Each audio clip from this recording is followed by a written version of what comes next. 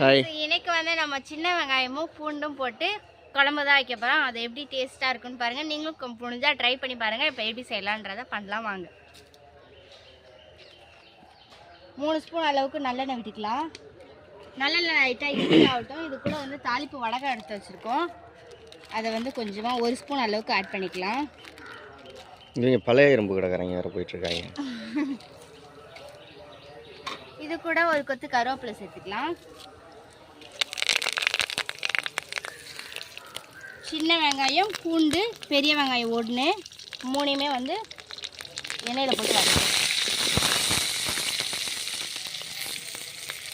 வதக்கிடலாம். வதக்கிட்டு எப்படி இருக்குன்னு பார்க்கலாம். கூட நல்லா பெரிய தக்காளியாக பழுத்த தக்காளியாக ஒரு தக்காளி எடுத்துருக்கோம். தக்காளி வந்து நம்ம சேர்த்துடலாம். இந்த தக்காளி கூடயே வந்து ஒரு 1/2 ஸ்பூன் அளவுக்கு உப்பு சேர்த்துக்கலாம். கல் உப்பு தான் நான் எடுத்திருக்கேன். இப்போ நல்லா வதக்கிடலாம்.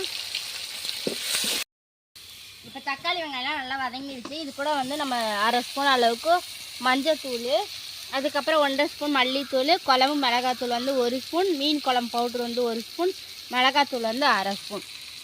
இப்போ இது எல்லாத்தையுமே சேர்த்துடலாம். சேர்த்துட்டு எண்ணெயில் நல்லா இதை ஃப்ரை பண்ண விட்டுட்டு இப்போ நம்ம வந்து ஒரு நெல்லிக்காய் சைஸுக்கு எடுத்த புளியை வந்து நல்லா கரைச்சி வச்சுருக்கோம். இப்போ நம்ம அதை தான் சேர்த்துக்க போகிறோம். இப்போ அந்த புளி தண்ணியை வந்து நம்ம சேர்த்துடலாம். ஓகே, நல்லா கொதிச்சு வரட்டும்.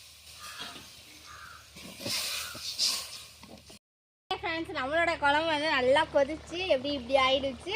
ஸோ நீங்களும் கண்டிப்பாக ட்ரை பண்ணி பாருங்கள். ஒரு 10 நிமிஷத்தில் சட்டுன்னு வந்து இந்த குழம்பு செஞ்சிடலாம். ட்ரை பண்ணி பார்த்து எப்படி இருக்குன்னு கமெண்ட்டில் ஷேர் பண்ணுங்கள். சப்ஸ்கிரைப் பண்ணிக்கோங்க. இந்த வீடியோ பிடிச்சிருந்தா அப்படியே லைக் பண்ணி ஷேர் பண்ணி கமெண்ட் பண்ணுங்கள். மதன சேனலை சப்ஸ்கிரைப் பண்ணி சப்போர்ட் பண்ணுங்கள்.